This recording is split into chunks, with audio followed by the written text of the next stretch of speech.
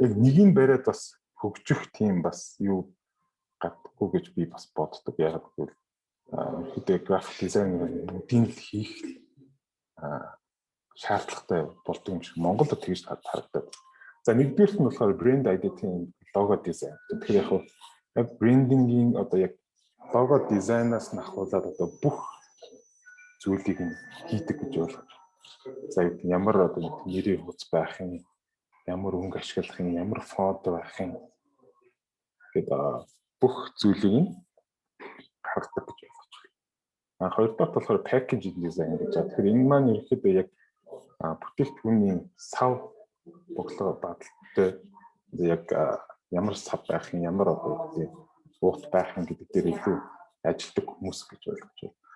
Web and mobile одоо яг гэнэхүйдээ миний харж байгаагаар бол нэлийн эрэлттэй салбар яагаад гэвэл яг технологийн салбар руу хөгжөөд ялангуяа аппийн дизайн гаргах, вебсайтын дизайн гаргах ажлууд маань илүү эрэлттэй болсон гэж харж байна. Дөрөвдүгээрх нь болонгууд яг их бэлтгэлийн одоо ажил гэж болгож байна. Ерөнхийдөө яг одоо нэг үйлдвэрүүд хэвлэлийн үйлдвэрүүд дээр ажилладаг дизайнерууд маань ерөнхийдөө яг энэ салбарын хүмүүс гэж болж байна. Ялангуяа одоо үүдээ сэтгүүл өнөө ном байна уу тиймэрхүү зүйлүүд илүү ажилладаг гэж байна. Тэр яг график дизайн дотор маань ерөнхийдөө яг дөрвөн карьерийн хуваагдаж болдог. Яг бүгдийг хийдэг ч юм байгаа.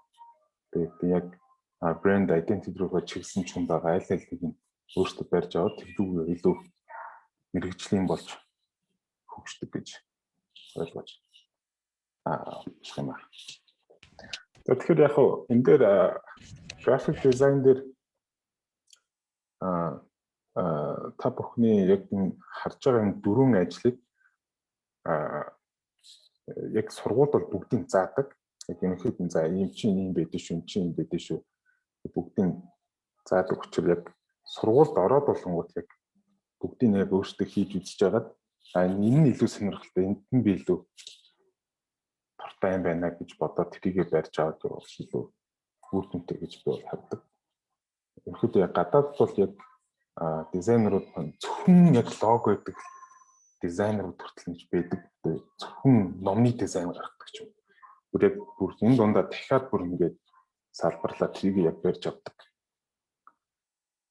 гэж бас хэлж болно. За ингээд дараа шууд ингээд яваад тах үү? Болно.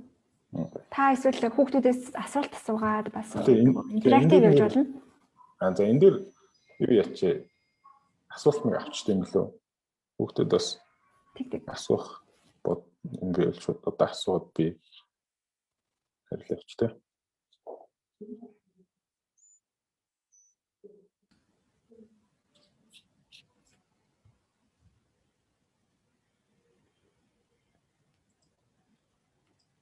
Та асуултаа шууд асуугаад явж болно л. Хүүхдүүд асуух юм байхгүй тий? Хүүхдүүд үү? За хүүхдүүд одоогоор асуух юм байна уу?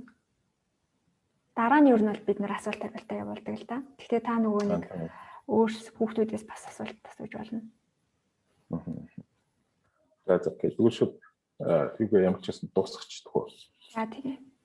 За тэгэхээр ерөнхийдөө эхний слайд дээр юу байсан? Ерөнхийдөө дизайны карьерийн зүйлүүдийг хэлүүлсэн. Хоёр дахь нь график дизайн нар болвол яг ямар зүйл хийж болох вэ? Яг аль тал руу хөгждөг вэ талаар ярьсан.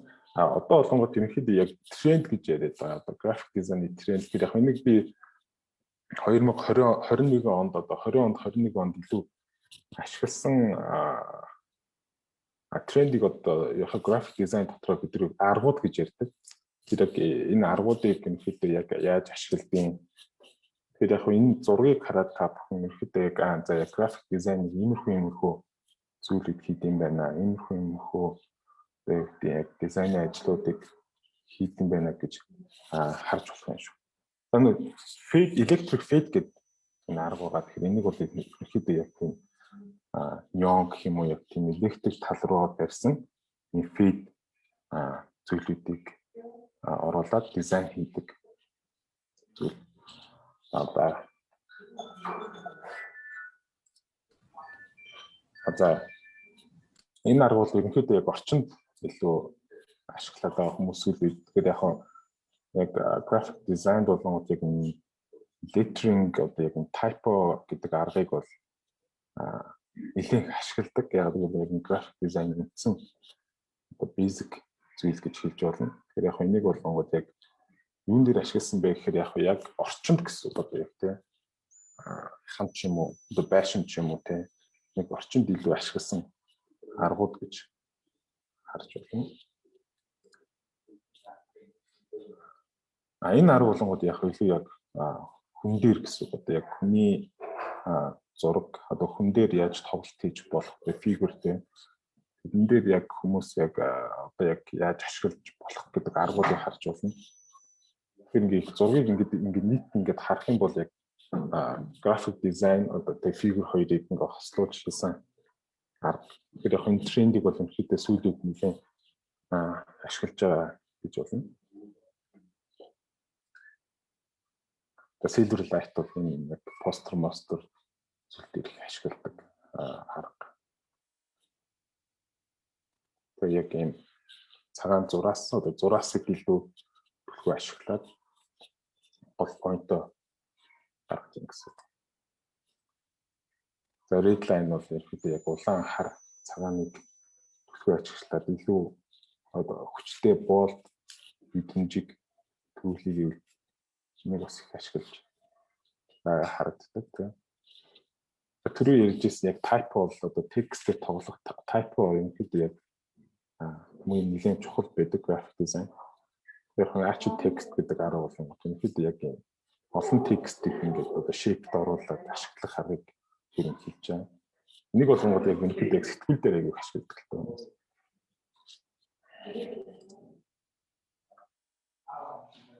За энэ арга бол ерөнхийдөө яг нэг геометрик одоо ийм зүйлүүдийг ашиглаад хийж байгаа арга. Энэ арга бол хамгийн сүүлд яг энэ Google дээр илүү харагдсан л та. Тэгээ яг Google-ийн нэг product icon-ууд нь бүгд яг энэ рүү шилжил. Энэ чинь баг 20 оны загварх тий. Тэгэхээр ийм аргууд тэгэхээр та бүхэн энэ яг зургуудыг хараад ингээд ийм аргуудыг ерөнхийдөө яг ингээд тренд болон ингээд солигдоо явж байдаг. Жоо хөвтөлтэй болонгод хуучин мартагдчихсэн нь дахиж гарч ирэл тээ. Тэгэж явдаг гэж ойлгож байна. Яг энэ трендүүдийг болонгод ерөнхийдөө яг graphic design арга концепц гэж хараад ер нь ашигладаг гэсэн. Яг за энэ аргыг энэ дээр ашиглаж яг болохоор юм байна. Үзэж байгаа тэр арга сонгоод тэрийг хөгжүүлдэг. Бас хийж болох юм.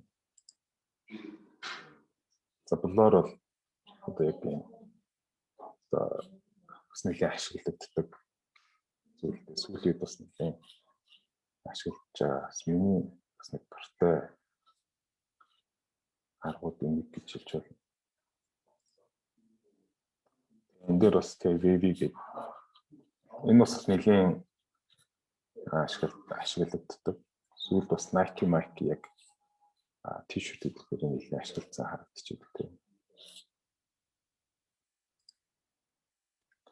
За BLO гэдэг энэ арга маань ерөнхийдөө яг 2020 оны яг өнгийг тодорхойлохдоо яг ерөнхийдөө энэ шар болон саарал өнгө дээр тогтсон байдаг. Тэгэхээр яг энийг ерөнхийдөө яг 21 оны өнгө гэдэг утгаар хүмүүс яг барьж аваад яг том брендинг дээр ашиглаад явдаг бас нэг шийдэл гэж хэлж болно. За энэхэд яг ингээд graphic дизайнерыг ингээд харах юм бол яг all about communication буюу энэхэд олон зүйлийг одоо яг олон хүний санааг, олон хүний одоо яг коммент дээр тулгуурлаад нэг зүйлийг гаргадаг гэж хэлж байна. Тэгэхээр яг нэг communication дундаас яг graphic designer маань за яг энэ яг дундхыг нь болоод яг зөвийг нь болоод эрхийн дагуу хийдэг гэж ойлгож байна. За ингээд юм дуусчих. Слайд нь дуусчих. За. Энэ нэг асуулт ирсэн байна. 12 дугаар сургуулийн ануужин веб мобайл дизайны талаар илүү дэлгэрэнгүй тайлбарлаж болох уу гэж асуусан байна. Веб мобайл дээр. Тэгэхээр энэ мэн ерөөдөө яг сүүлд яг UI UX гэдэг нэрлээд байгаа.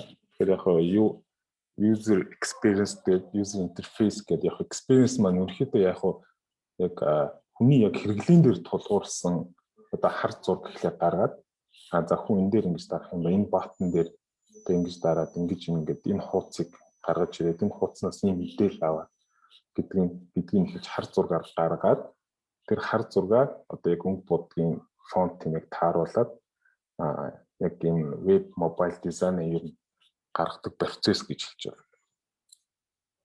Тэр яг энэ бол ялтчгүй нэг бас амар технологиос айгүй ойлгодог байх шаардлагатай байдаг. Одоо яг девелоперууд яг энийг ингэж хийх үү яах вэ чадахгүй юу гэдэг дээр илүү бодоод тэрэн дээр нь тулгуурлаад юм хэдий концепт болон дизайн гаргадаг гэж хэлж болно шүү. Энэ болонгууд яг сүүлийн үед бол амар их эрэлттэй байгаа салбарын нэг гэж би бол хардаг.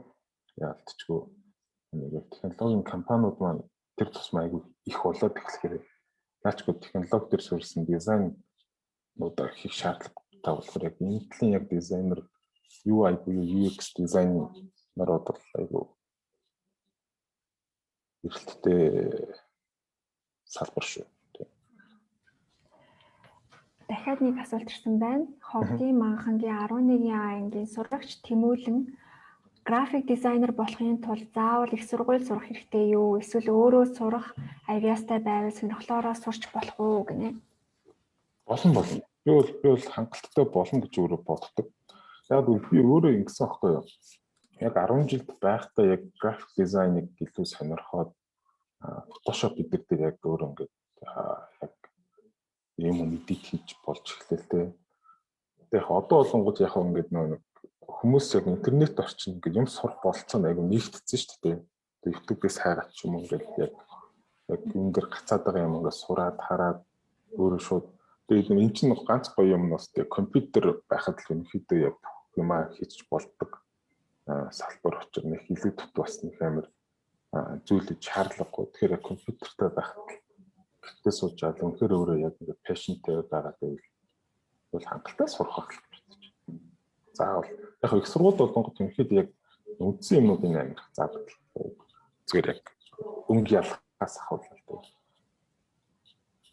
Тэгэхээр яг үнэхээр яг өөрөө бол хангалттай сурч боломжтой гэж. Та жишээ нь одоо хүн ажилд авахтаа ч юм уу сурсан сургуулийг нэг хардсан биш үү? Яг ингээ портфолиог нь хараад тийм. Яг энэ хүн юу хийж чадсан байна гэд тэгээд боломжийн санагдвал ингээд ажилд авт юм байна тий. Тэг яг хийсэн юм харахад ерөнхийдөө яг ямар потенциалтай ямар одоо скиллтэй гэх юм уу бүх юм ерөнхийдөө харагддаг л да. Яг хөө гэхдээ би яг бусад салбарч гэсэн адилхан л баг. Гэхдээ яг дизайны салбар маань ерөнхийдөө яг олон удаа хийж ингэж тавтчихж ерөнхийдөө аюу сайжирдаг салбар хэвгүй. Нэг зүйлийг илүү удаан нухаж одоо юу гэдэг олон зурж иж сайжирдаг яг адилхан гэхэлээ удаан ухаалаа зурдан сайжрах боломжтой гэж хэлж байна. За ануужин маань дахиад нэг асуулт асуусан байна.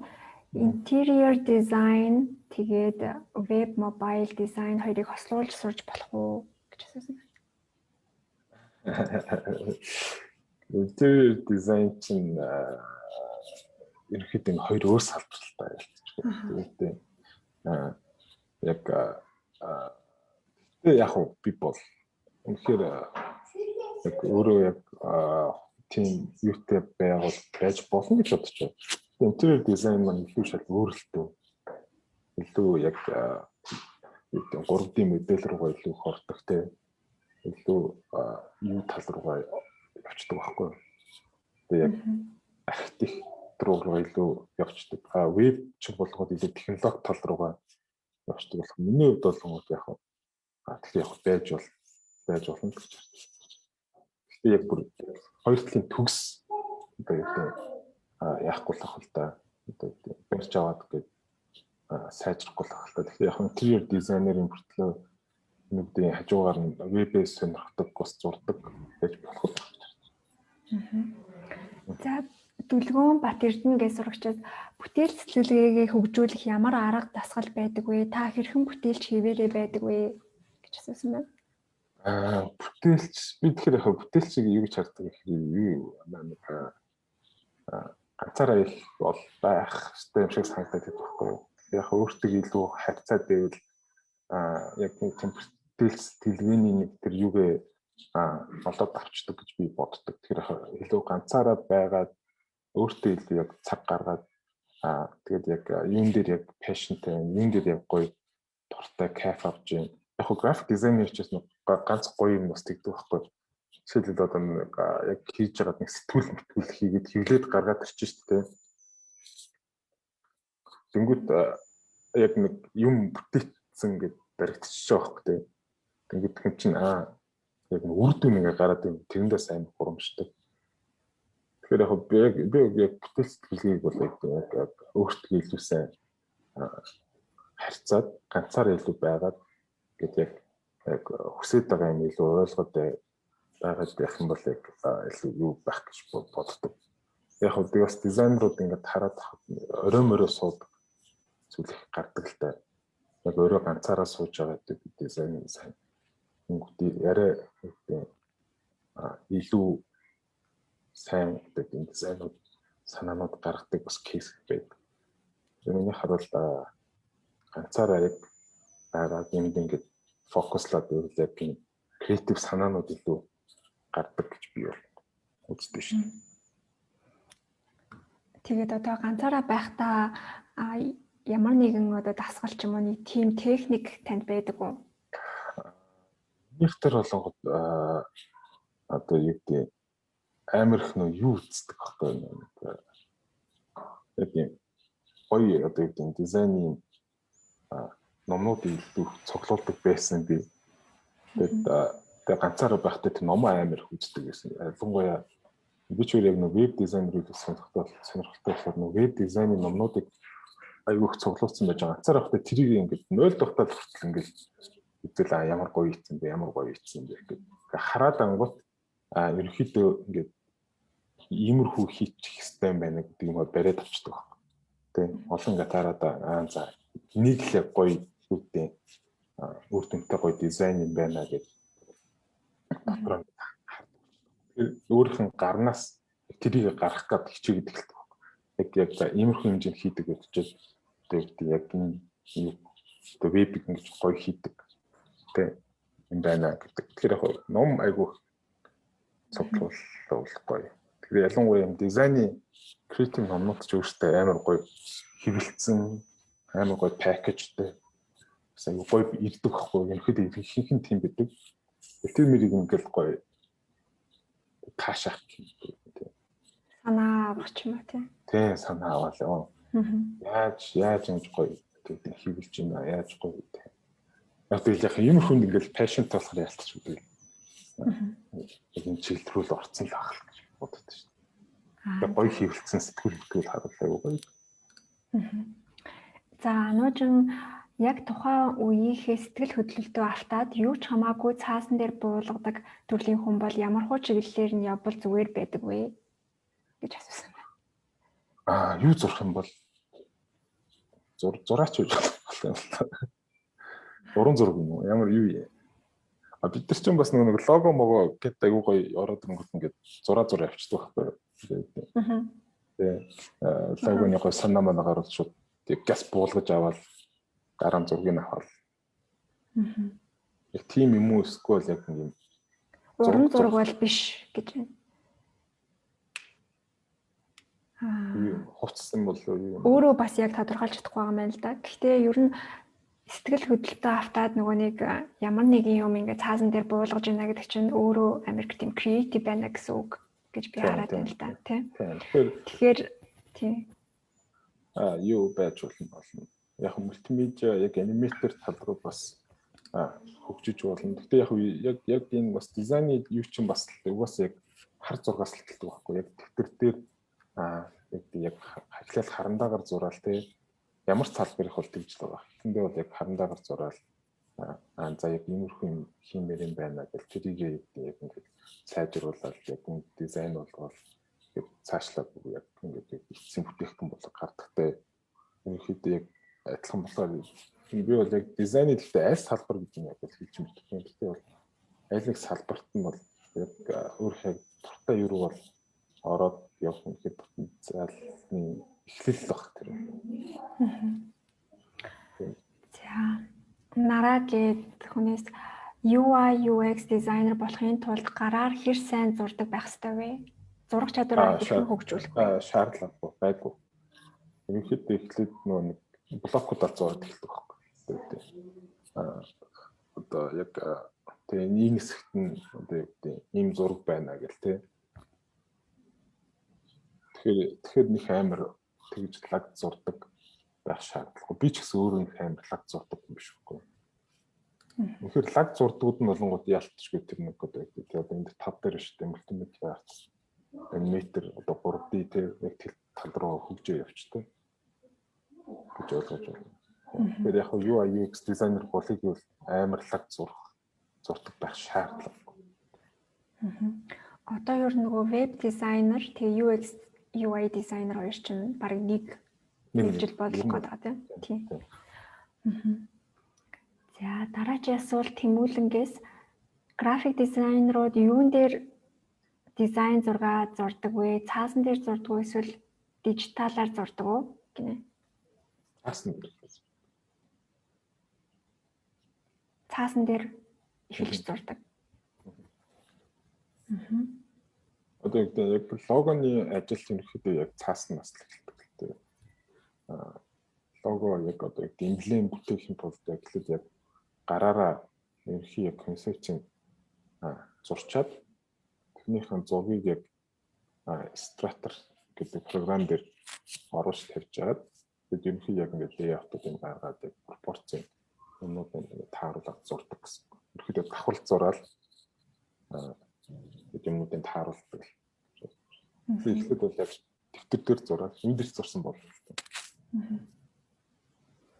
За хүүхдүүд маань ер нь өөрсдөө гараа өргөөд ч юм уу гараа өргөх эможин дээр дараад эсвэл микэнийгээ шууд асууж болно шүү. Илүү тийм хүндлэг харилцаа үүсэх байх гэж бодож байна.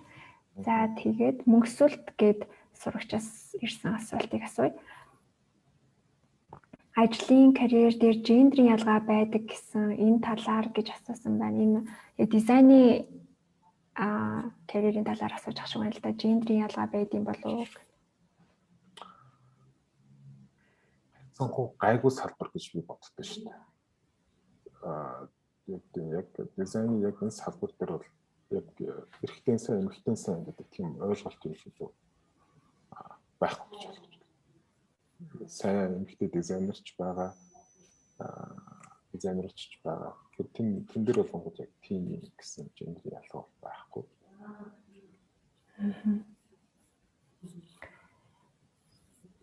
За энэ одоо 18 хүүхэд байна. Энэ хүүхдүүдээс дизайнер болох гэж бодож байгаа хүүхдүүд байна уу? Яагаад дизайнер болох гэж болно гэж бодож байгаа вэ? Тэндээс хуваалцаач.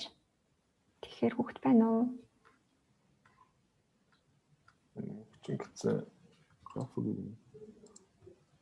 График мөнгөчм. За мөнгөсөлт гараа өргөсөн байна.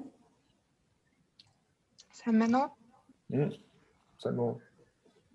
Сайн.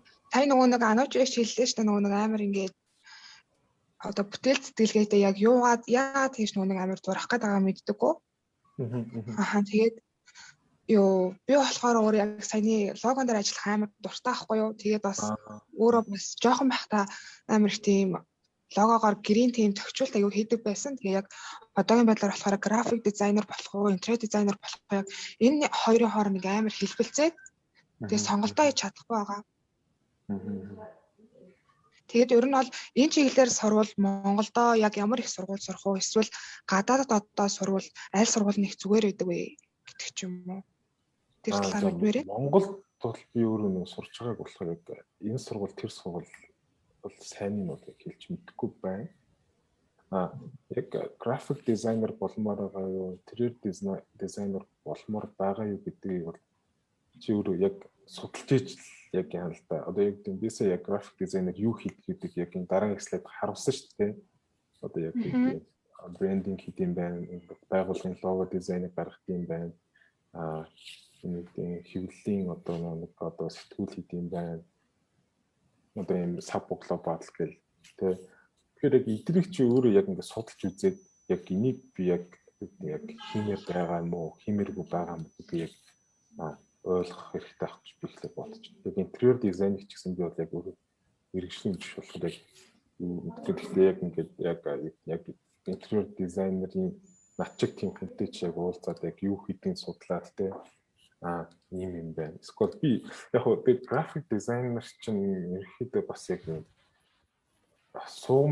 суудаг ажлууд аяг хийдэг байхгүй. Ерөөхдөө баг ажлын 8 цагт яг суугаад явцдаг те. Интерьер дизайнер ч бол арай өөр ихтэй очиж үзээд юм уу маяагаар нэлээд нэг тийм те activity ихтэй байх гэж бодож байна. Тэгэхээр чи яг аль аль ингэ судалж үзэж байгаад ч юм уу яг за би яг ингэсэн байхад бол яг энэ дээр л илүү гоё надад бол яг хувийн таарах юм байна гэдэг чи тухайд л шийдэх байх гэж би харж байна. За баярлалаа. Өөрөөс сайн судлаад үзэхгүй яг аль аль нэг за. Гэхдээ бол график дизайнер эмэгтэй бол яг цөөхөн бийдэг. Тэр бол яг тэрийг бол яг гендер ялаа. Би бас нэг архитектурчтай танилцсан байхгүй юу. Тэгээд тэр их болохоор би график дизайнерыг сонирхож байна гэдгийгсэн чинь айгүй эмэгтэй хүмүүс айгүй цөөхөн байдаг юм аа. Тийм болохоор баг интерьерийн зүгээр штэ гэдгээдсэн. Тий, ерөнхийдөө яг тийм. Интерьер бол яг эмэгтэй хүмүүс би бол их байдаг байх гэж хардаг. Бас тэр чинь эмэгтэй хүн бас яг интерьерт илүү мэдрэмжтэй байж магадгүй байх гэж би бас хардаг байна. Тэр бас чи магадгүй нэг интерьерийг бас өөр үзээрэй, судлаарай. График дизайнер бол би бас хэлэхэд бол эмэгтэй хүмүүс ялцчихгүй цөөхөн. Ялангуяа Монголд бол нэг ингэсэн цөөхөн байна. Тэр тусмаа гэсэн. Тийм. Тэгэхээр за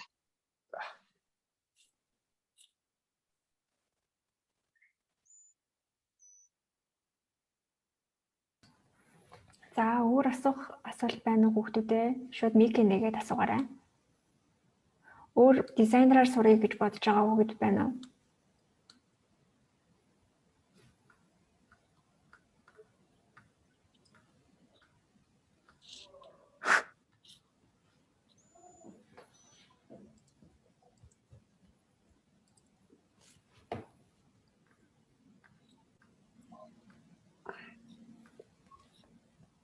чатаар бичиж болж байгаа тийм. Тийм болж байгаа. Асуухан байвал нэг чатаар бичиж бас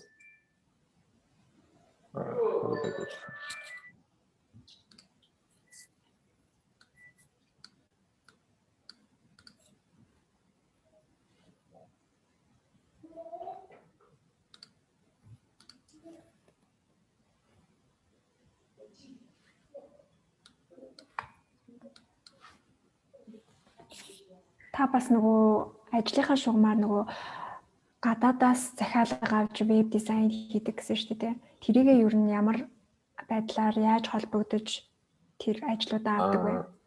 Ер нь бол сонгоод нөгөө клиент гэдэг багхгүй юу? Тэр клиент нь өөрөө нөгөө project менежментийн одоо тийм компанитай багхгүй юу? Тэгээд одоо ямар нэгэн project аваад эхлүүлээд одоо яг гүйцэтгэдэг тийм ажил дээр ерөөхдөө манайхтай яг юу гэдэг яг тэр нь л яг нэг санаа орж ирэл нэг ийм компани байгуулж байгаа маа гэл тэнгуү тэрэн дээр бид нар ерөөхдөө яг брендинг дээр нь вебсайт дээр нь орчдөг байхгүй. Тэгэхээр яг зөв би нэг гадаад клиенттай тэрүүгээр тэр хүннээс дамжаал орж ирсэн ажлыг хийгээд явцдаг гэж байна.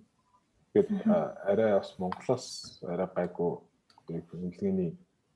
имлгээтэй юутэй бас хамаагүй өндөр юутэй шаардлагатай. Хамаагүй их цаг зарцуулдаг гэсэн. Одоо хүүхдүүд сая асууж ирсэн нөгөө заавал одоо сургуульд сурах шаардлагагүй өөртөө ингээд сурч болно гэдэг.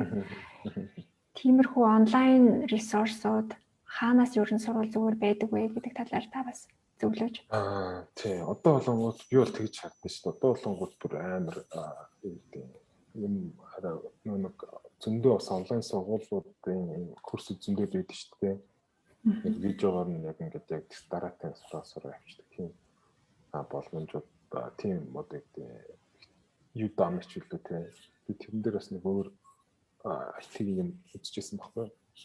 Тэгэхээр яг тэн дээр болонгууд бүр яг гоё юм бийд юм бэл яг өөрө бүртгүүлээ төлбөрийн нэг тий гайгүй төлбөр төлөлтөд сураал өөрөө хамгийн гол нь тэрэн дээр юу анзаарах гэхээр яг өөрийнх нь яг нэг хичээл зүтгэл нь яг л гарч ирж штэ тэр үтсэн юм яг өөрөө туршиж үзээд сураад гартаа оруулах зүйл байгаа. Тэгэхээр яг гэртээ бол хангалттай өөртөө загаа сурахч болно. Яг өөрөө л яг хүчил чармаалт гаргаж иж сурна гэсэн үг. Бас Skillshare гэдэг нэг вебсайт байдаг тийм. Тэр нэлээд ажиг үзнэгцэн. За би энэ вебсайтуудыг чатн дээр биччихлээ. Хүүхдэд сонирхол хийшээ орж үзээрэй. Тэгээд энэ Skillshare болохоор эхний 1 сар нүнгүүчлөөний тийм офер байдаг болохоор та бүхэн ороод үзээрэй. За манай урилгыг хүлээж авсан Тэнүүн дизайнертаа маш их баярлалаа. Ингээд хүүхдүүд маань зөндөө асуулт асуугаад хэрэгтэй мэдээлэл олж авсан байх гэж найдаж байна. Тодорхой бас яг график дизайнтай холбоотой тодорхой ойлголт яг нарийн ойлголт яг ерөнхийд нь за яг ийм хэрэгжил байдаг юм байна, ийм хийх юм байна гэдгийг ойлгоцсон байх. Би бол яг өнөөдрийн дээр болно гэж бодсон. Эсвэл сонирхолтой байлаа. За одоо би лайва унтраагаад YC challenge